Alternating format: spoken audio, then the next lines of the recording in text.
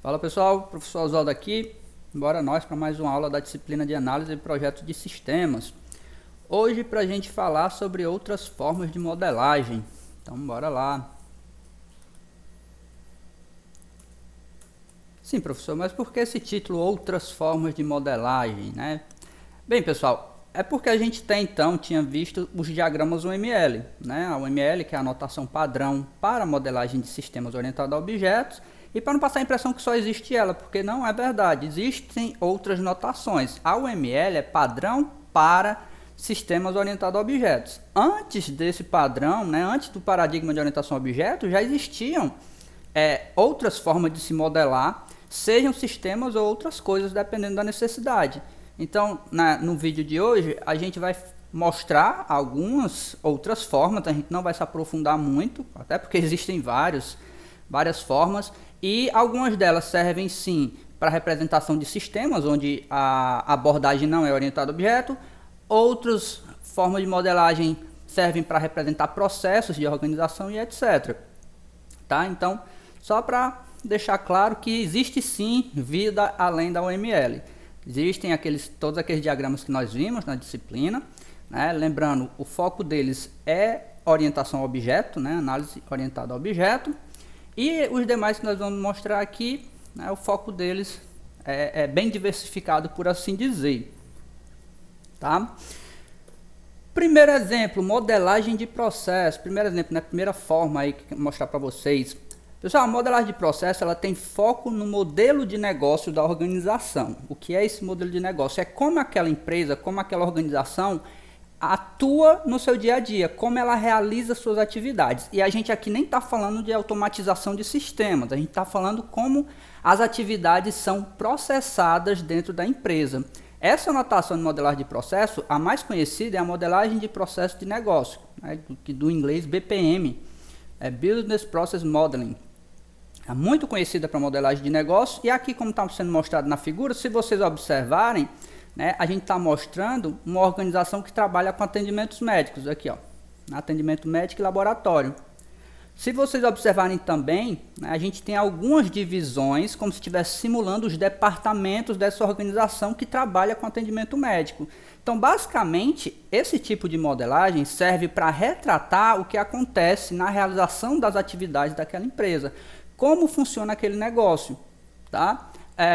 Outro exemplo que poderia também ser utilizado, né, uma empresa que trabalha com venda de produtos a clientes, onde o cliente entra em contato com o setor responsável pelo atendimento ao cliente, realiza o pedido, esse pedido então passa para um setor onde vai ser processado esse pedido, para fazer toda aquela verificação, se está tudo certo, se tem o produto em estoque, etc. E após isso é despachado o pedido para envio para o cliente.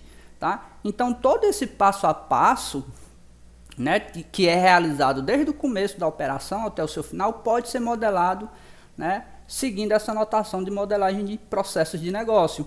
É uma forma de representar muito utilizada para a organização dentro das empresas, a organização das suas atividades. E como eu falei, a gente não vai realmente se aprofundar, né, em questão de notação, mas só para apresentar para vocês que existem, dependendo da necessidade, outras abordagens, e que ou vocês já conhecem algumas ou vão passar a conhecer posteriormente. Tá? Um outro tipo de modelagem é a modelagem de contexto, onde o foco é no contexto de uso do sistema. A gente também não está modelando um sistema propriamente dito, a gente está modelando o contexto onde aquele sistema vai ser utilizado. Então, tem a representação, por exemplo, de quem serão os usuários que vão ser contemplados por aquele sistema, o que vai existir de informação necessária dentro daquele sistema para aqueles usuários.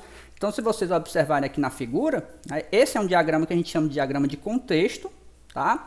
Aqui no interior é como se fossem os repositórios de informações contidos nesse sistema, tá? Que a gente está contextualizando o uso dele. Aqui fora a gente pode ver, né, quem são os usuários que vão usufruir desse sistema, e tem até uma divisãozinha aqui, se vocês observarem, ó. Quem são usuários internos e usuários externos. Internos a gente poderia encarar como internos da empresa onde o sistema atua, e externos que são, né, externos à empresa. Tá? Tem até uma legendazinha aqui que auxilia a entender o que é que representa, mas só para salientar, né, é a representação né, é a modelagem, representação do contexto de uso para aquele determinado sistema. Nesse caso é um exemplo hipotético, é um sistema de gerenciamento de recursos humanos. Né? Se vocês observarem aqui, as informações estão relacionadas a perfis de pessoas que ou estão oferecendo serviço ou estão sendo necessárias, e aqui, né, esses retângulos estão representando os usuários que ou estão consultando as informações desses perfis ou estão inserindo informações necessárias de pessoas com aquele perfil. Né? Isso para contextualizar esse sistema que está sendo representado aqui. A gente observa que não está sendo modelado questão de funcionalidade, não está sendo modelado questão de classe. A gente está modelando o contexto onde aquele sistema vai ser utilizado. Né? Pode ser utilizado, um diagrama desse pode ser utilizado numa apresentação para mostrar, né, as partes interessadas que precisam para saber o contexto daquele sistema. Esse aqui é um exemplo, então, um diagrama de contexto. Tá? Existem vários outros tipos de diagramas, pessoal, que vão muito da necessidade do que está sendo feito. Tem diagrama de causa e efeito, né, que eu não mostro aqui nenhum exemplo, mas só para falar, só para citar alguns. Diagrama de causa e efeito, né, que é conhecido diagrama da espinha de peixe, que basicamente lista alguns problemas e quais são as causas daquele problema, por isso diagrama de causa e efeito. Tem diagrama de afinidade, tem histograma, existem fluxogramas. Então existem várias formas sim de se modelar, dependendo da necessidade do que vai se modelar. Né? Então existem muitas outras formas. Claro que essas formas atendem determinados objetivos. Né? O nosso objetivo na disciplina foi focar, né, em modelagem orientada a objeto. E aí, né, agora, depois que a gente já viu toda essa parte, né, cumpriu toda a parte da orientação a objeto, mostrando para vocês aí, falando para vocês alguns outros tipos de modelagem. Tá? Então, essa modelagem do contexto, foco no contexto de uso do sistema. Temos também a modelagem de fluxo de dados. Esse modelo de fluxo de dados, pessoal, eu até vou aprofundar um pouquinho mais a quantidade de informação, porque ele já foi muito utilizado antes do paradigma da orientação a objeto, muito utilizado para análise estruturada, para aquele foco mais funcional, né? Antes de surgir toda essa revolução do paradigma OO, orientado a objeto. Então, na análise estruturada era muito utilizado o diagrama de fluxo de dados. Inclusive, vocês podem até sentir certa semelhança com algumas coisinhas que a gente já viu anteriormente, tá? Porque ele é como se fosse lá antes da orientação a objeto surgir, tá? Diagrama de fluxo de dados. Aqui a gente tem uma representação geral, a gente vai falar sobre cada um dos elementos. Basicamente são 4 elementos que compõem, tá, um modelo de fluxo de dados, ou nesse caso aqui a representação gráfica, que é o diagrama de fluxo de dados, também conhecido como DFD, que basicamente, como o próprio nome diz, né, ele representa o fluxo que os dados seguem em um determinado domínio.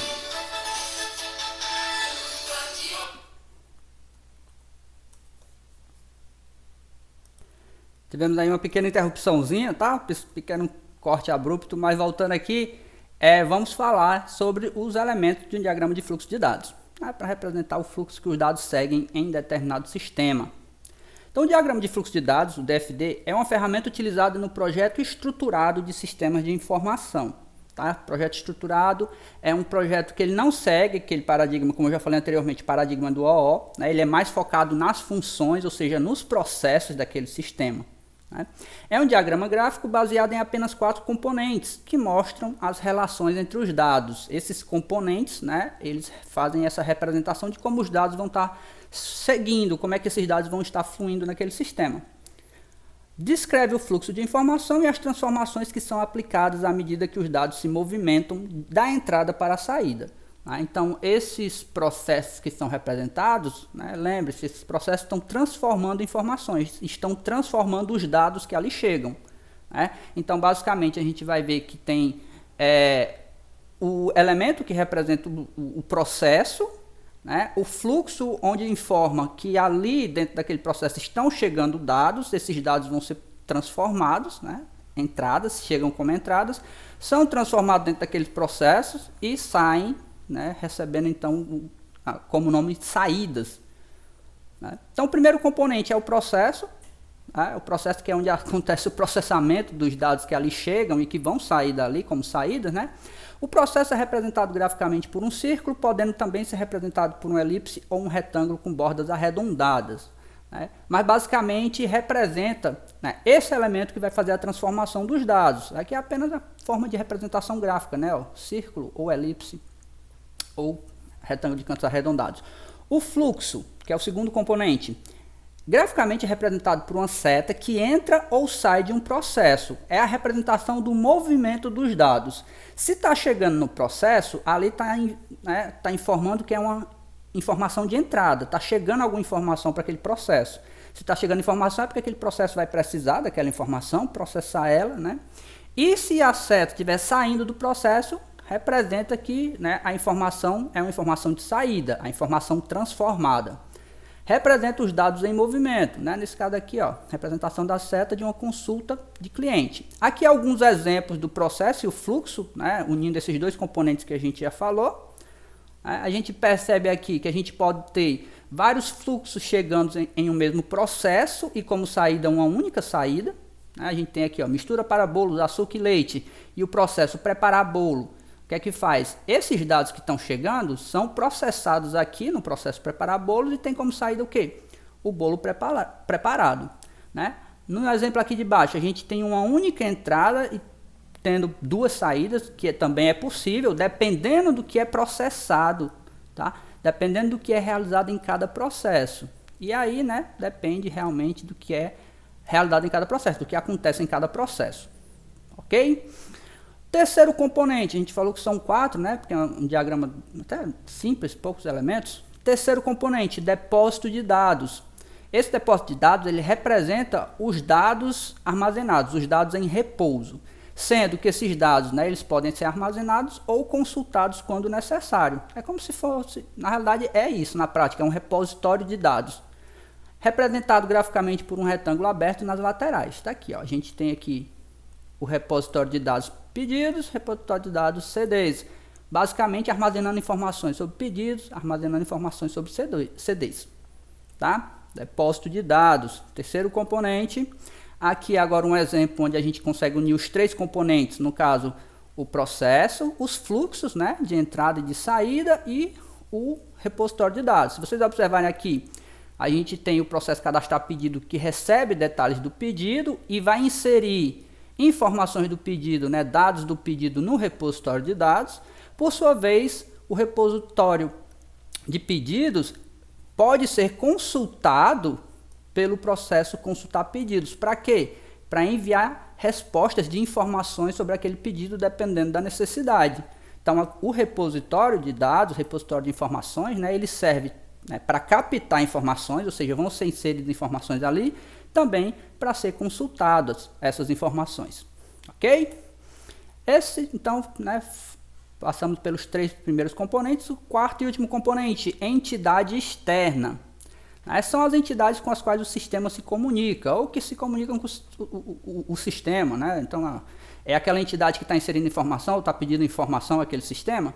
Pode representar uma pessoa, um grupo de pessoas ou uma organização. É representado por um retângulo comum, nesse caso aqui, departamento de contabilidade. Tá? Então, a entidade externa ao sistema que acessa o sistema. Mais uma vez, pessoal, esse paradigma, esse modelo de fluxo de dados, ele é utilizado para o paradigma estruturado, mais focado em funções, em processos, tá? Transformação de dados por processos.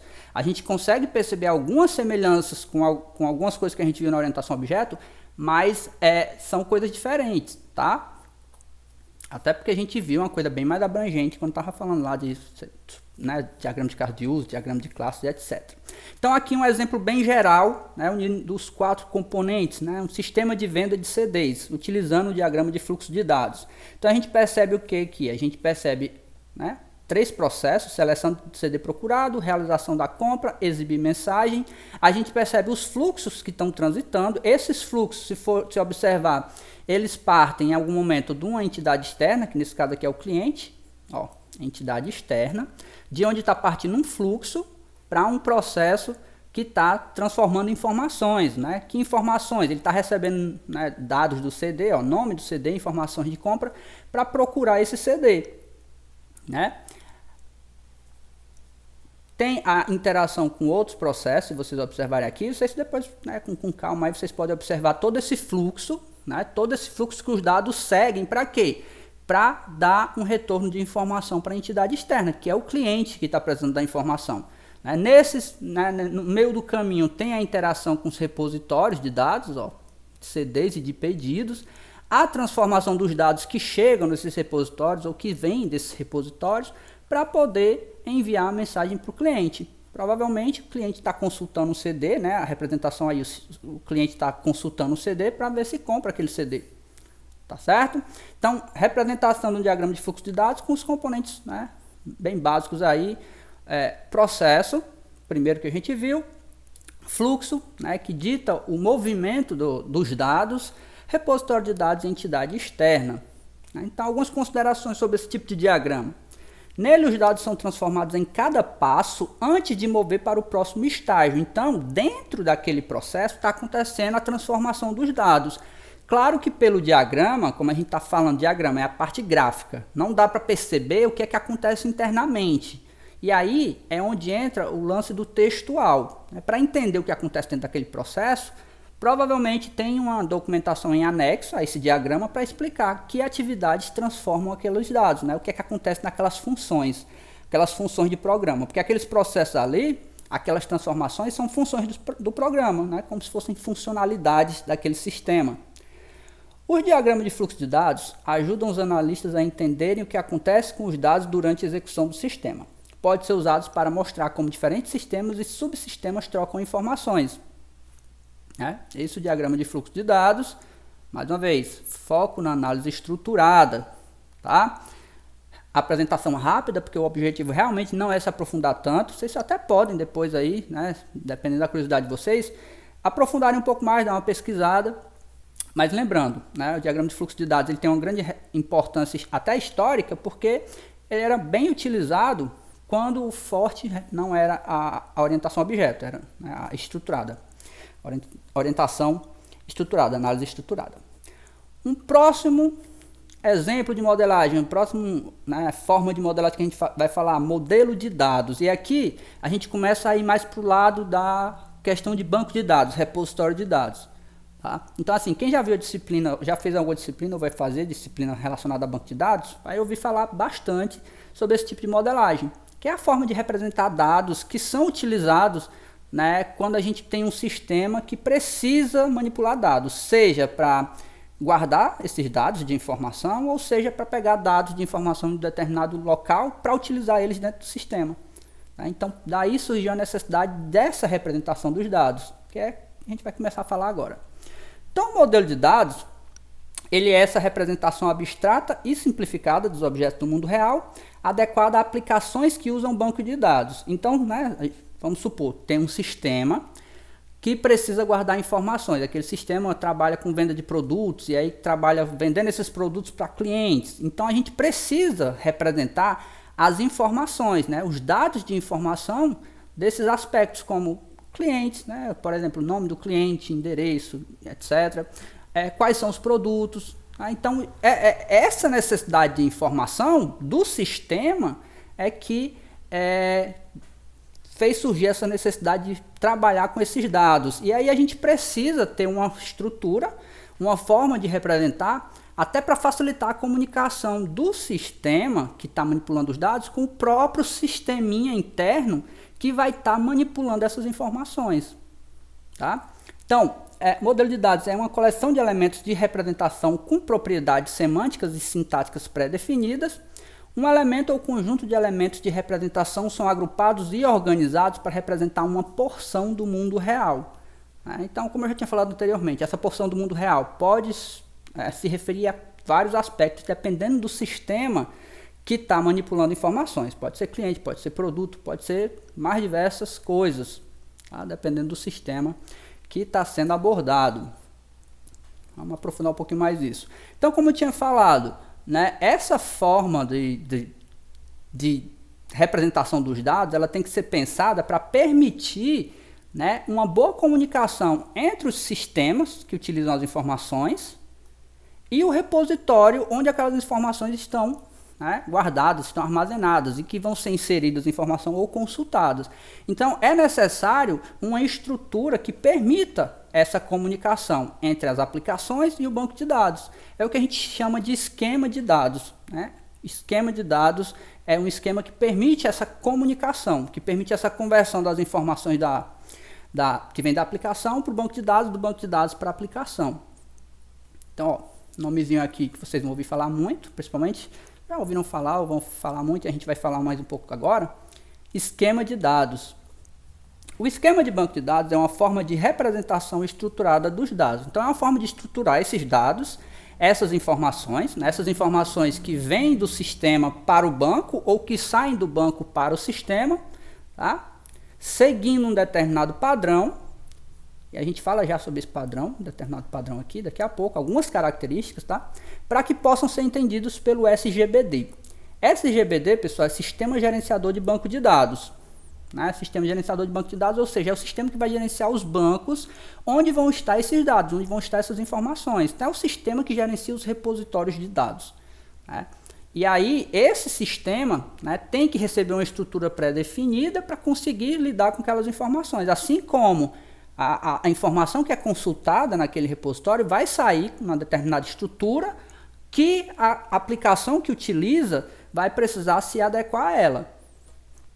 Então, alguns conceitos gerais relacionados a esse esquema, né, essa estrutura que permite essa comunicação da aplicação com o sistema gerenciador de banco de dados. Alguns conceitos gerais. A gente começa pelo atributo. O conceito de atributo é um item de dado do banco de dados, do repositório de dados. Possui um nome e um domínio. Aqui a gente tem uma representação de atributos, tá? Vou botar aqui. Nesse caso aqui, a gente tem, por exemplo, o atributo nome, atributo matrícula e o atributo data de nascimento.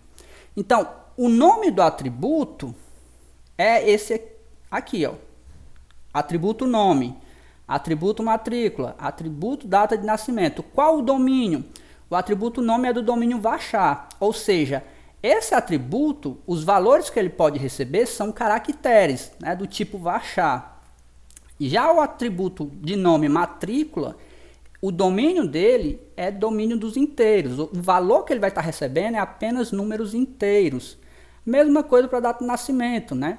O nome do atributo é data de nascimento e o domínio, né? Os valores que ele vai estar recebendo dentro do domínio do tipo data, tá? Então, atributo, ele tem um nome, o nome do atributo, e tem o domínio. Esse domínio diz os tipos de valores que aquele atributo vai receber. Tá certo? Então já sabemos aí o que é um atributo, né, no modelo de dados. Vamos dar mais um conceito geral. O conceito de tupla. Tupla, pessoal, é um conjunto de par onde a gente faz o pareado atributo e valor do atributo. Por exemplo, a gente tem aqui uma tupla onde a gente tem qual é o atributo? Nome e o valor daquele atributo. Renata. A gente tem o atributo matrícula e o valor do atributo 01035. A gente tem o atributo e o valor dele, né? Data de nascimento é o atributo, o valor 12/11/1980. Então a tupla é esse conjunto pareado, atributo e valor, tá? Outro conceito, o conceito de relação. Essa relação ela é formada por um cabeçalho e um corpo. Esse cabeçalho é um número fixo de atributos. Nesse caso aqui que está sendo representado, ó, a gente tem os atributos nome, matrícula, endereço e data de nascimento. E o corpo são as tuplas, ou seja, né, o valor dos atributos que estão no cabeçalho. Como a gente pode ver no exemplozinho aqui, tá? Esse cabeçalho aqui é formado por esses 4 atributos, mas poderia ser formado por 3, por 2, dependendo da necessidade que precisa de informação do repositório de dados. Até como tá, assim também como resultado dos valores dos atributos, dependendo da quantidade de informações que se precisa, porque a gente sabe que essa representação de dados ela pode representar várias informações, não apenas informações da Renata, mas também informações da Vânia, da Maria e de tantos outros alunos, como a gente pode ver aqui, que é informações relacionadas a aluno, né, um elemento do mundo real, que precisa estar armazenado nesse repositório. Então, assim, apenas conceitos gerais, né? Porque a gente realmente não se aprofunda, isso daqui é conteúdo de outras disciplinas, tá? Só para mostrar para vocês conceitos mais gerais e deixar salientado que é uma outra forma de se modelar. Modelar o quê? Aspectos relacionados a banco de dados. Tá? Esse modelo de dados, pessoal, ele é ainda mais expandido, né? Ele é ainda mais expandido com o que a gente chama de modelo entidade relacionamento, onde a gente pega aqueles conceitos que a gente tá aprendendo sobre o modelo de dados, representar algo do mundo real e vai expandir ele, né, em um modelo que a gente conhece como entidade relacionamento, que tem alguns elementos bem específicos para poder relacionar esses elementos do mundo real. Tá? Então, o modelo entidade relacionamento é um modelo abstrato cuja finalidade é descrever de maneira conceitual os dados a serem utilizados em um sistema. A principal ferramenta desse modelo é o diagrama entidade relacionamento. O diagrama, pessoal, é a parte gráfica, é a parte desenhada, por assim dizer. A gente tem a parte escrita também, né? Até porque, como a gente sabe, a parte gráfica tem suas limitações. Não dá para a gente colocar todas as informações ali. Então, a gente é como se tivesse um documento em anexo explicando a parte, contexto, a parte gráfica que precisa de uma explicação mais aprofundada.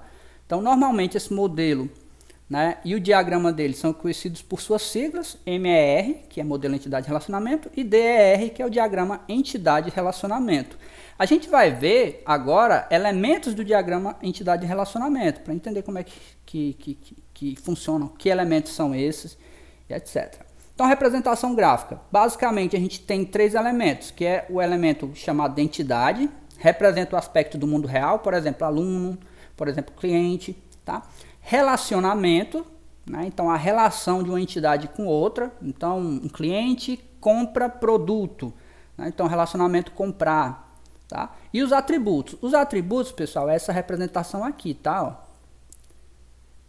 Segmento de reta com um círculo na ponta, então cada círculo aqui representa um atributo dessa entidade, né? Então se fosse, por exemplo, o aluno, então aqui esse primeiro círculo seria o nome, o segundo círculo seria a matrícula. E aí os outros círculos seriam para os outros elementos, tá? Então, modelo entidade de relacionamento.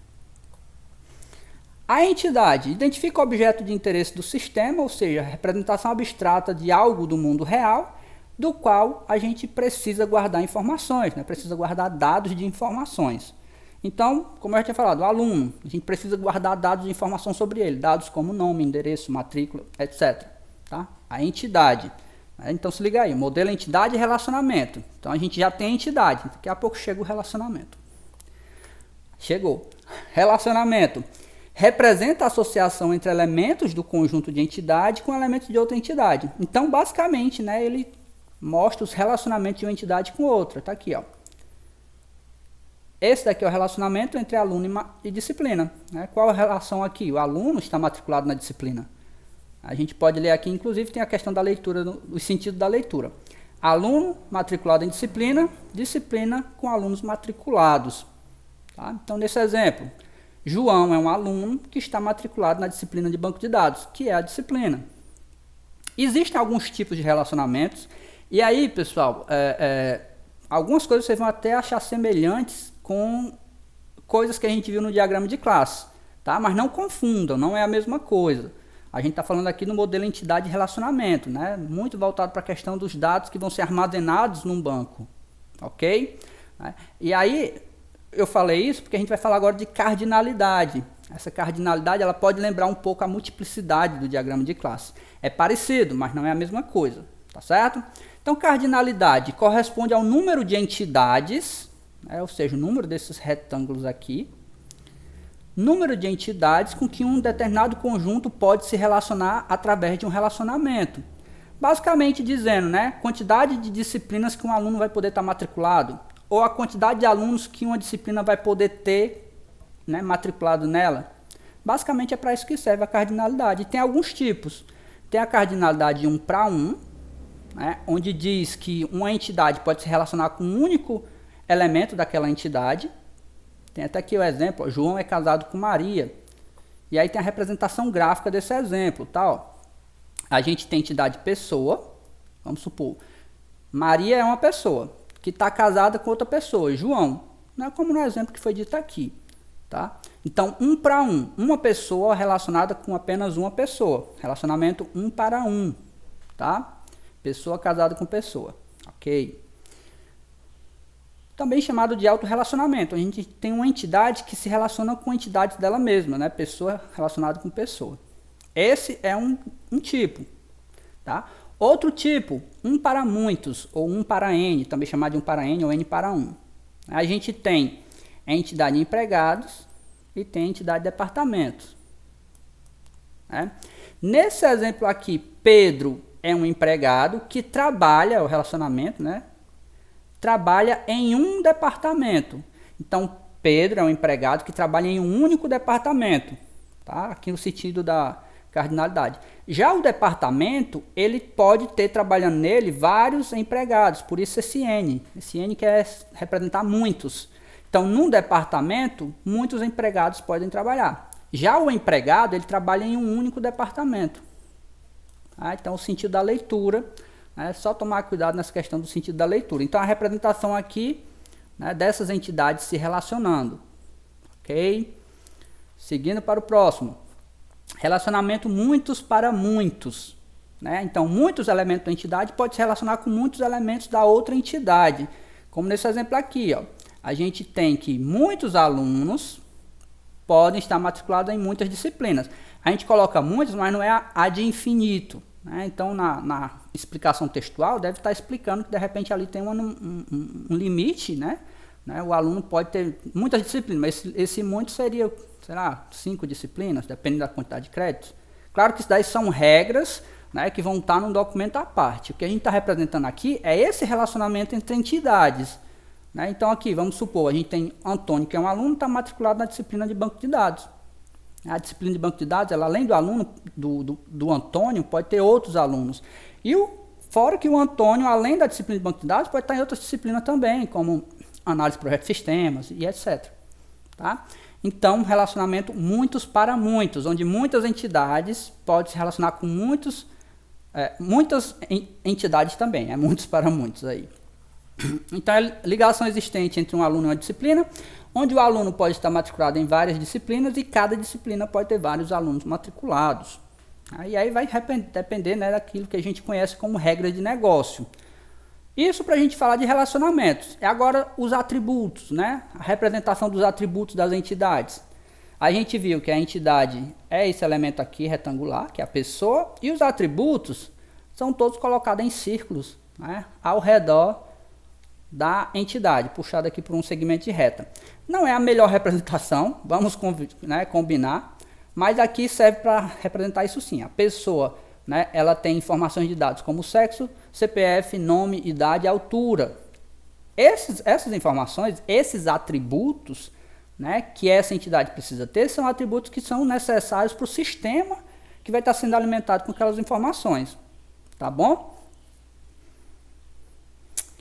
Antes de partir, por exemplo, pessoal, né, antes de finalizar aqui as informações, esse modelo de entidade de relacionamento, a gente pode ver que ele é uma forma mais primitiva. Posteriormente, tem uma evolução desse modelo, onde essas entidades elas vão passar a assumir a forma de tabelas. Né? Essas tabelas elas vão ter, esses atributos não vão estar mais aqui fora, nesses círculos, né? Eles vão fazer parte de um cabeçalho da tabela e os valores, né, mostrados no interior dessa tabela, tipo o atributo CPF, que pode receber valores inteiros e etc. Tá? A gente não vai entrar nesse mérito da questão, isso é coisa para outra disciplina, mas só para apresentar para vocês essa noção aí de como o sistema, né, quando a gente fala o sistema, a aplicação, ela precisa dessas informações que estão armazenadas em um banco de dados. Esse banco de dados, por sua vez, é mantido por um outro sisteminha e esses sistemas precisam conversar. Né? E como é que eles conversam? Por meio dessas estruturas que são pré-definidas. Né? E essas representações aqui que a gente está mostrando são formas de modelar essa estrutura pré-definida. Tá? Então aqui nesse exemplo a gente está representando uma entidade pessoa porque vai ser necessário ter nesse banco de dados a estrutura que comporte esses dados da pessoa. Tá bom? Né? Para exemplificar um pouco esse mundo aí do modelo de dados e modelo de entidade de relacionamento, a gente tem um exemplozinho aqui que até já utilizei em outros momentos na disciplina, né, que é de um sisteminha de cinema. Aqui, né, eu não vou ler tudo porque é muito texto, tá? Mas aqui cada um desses pontos informam detalhes desse sistema, como por exemplo, o sistema tem muitas salas, e aí nessas salas é preciso ter algumas informações, né, alguns dados de informação sobre essa sala. O sistema tem muitos filmes, né? Os filmes eles passam em determinada sessão. Essa sessão nada mais é do que a junção de um filme em determinada sala, passando em um determinado horário. Aí vai dando mais informações. Os clientes do cinema podem comprar ingressos. Né? O funcionário deve intermediar a compra de ingresso. O ingresso deve conter informações. Né? Então, dados de informação do ingresso. Se ele é tipo meia ou é tipo inteira e etc. Então, esse é um exemplo, pessoal, que se a gente for modelar a questão do modelo entidade de relacionamento, a parte do modelo de dados, a gente vai ter que conseguir captar as informações dos dados que precisam estar no repositório. Tá? Então, né, no mundo mágico aqui dos vídeos, a gente pega esse exercício aqui, a gente pega essa definição e, né, modela nesse formato. A gente tem então esse modelo entidade de relacionamento representando aquele enunciado, onde a gente tem, ó, a seção, a entidade seção. Essa seção ela passa em uma determinada sala, e está aqui toda a questão de respeitando a cardinalidade, né, ó. Seção, né, ela é exibida, ela passa em uma determinada sala, essa sala tem a capacidade de assentos, daqui são os atributos, né. A seção, ela tem informações como o horário da sessão, além da sala, né, que a gente sabe que tem aqui tão relacionado. A seção, ela passa um filme, esse filme tem título e tem a duração do filme. Para aquela seção, existem ingressos que estão à venda, ó, seção tem ingressos. Esse ingresso tem atributos do tipo, né, o tipo do ingresso, se ele é meia ou inteira, e o cliente compra esse ingresso. Tá? Então, né, a título de representação voltada para o modelo entidade de relacionamento, a gente pode fazer, né, com base nessas informações, tá? Nas informações, como eu tinha falado anteriormente, você vai captar o que é necessário de informação para ser armazenada no banco de dados que vai estar regendo esse sistema com base nessa descrição aqui. E você encontra essa solução, né? Você encontra esse modelo entidade de relacionamento. Lembrando, esse modelo vai ser ainda mais refinado no futuro. Tá? Então, quando você estiver, né, vivenciando isso na prática, lá na sua vida profissional, você vai ver que esse modelo ele é ainda mais refinado. A estrutura, até mesmo as estruturas passam a mudar um pouco. A gente vai ver que os relacionamentos, né, não vão mais assumir essa forma aqui de retângulo, mas isso daí, como eu falei, é coisa para vocês verem em outro momento, mais especificamente na disciplina de banco de dados. Aqui é como se fosse mais uma apresentação prévia dessas estruturas. Tá? Mas por que eu fiz essa apresentação prévia do modelo de entidade de relacionamento e do modelo de dados? Porque a gente está conversando sobre outras formas de modelagem, para mostrar para vocês que além de diagramas da UML que servem para representar sistemas orientados a objetos, dependendo da necessidade, você pode ter outras formas de se modelar, tá? Então o objetivo realmente era esse. Não era aprofundar em nenhuma das abordagens, até porque não faz parte do conteúdo da ementa da disciplina. Tá, pessoal? Então, assim, objetivo cumprido, mostrar algumas outras formas de modelagem, não todas, até porque seria impossível, tá?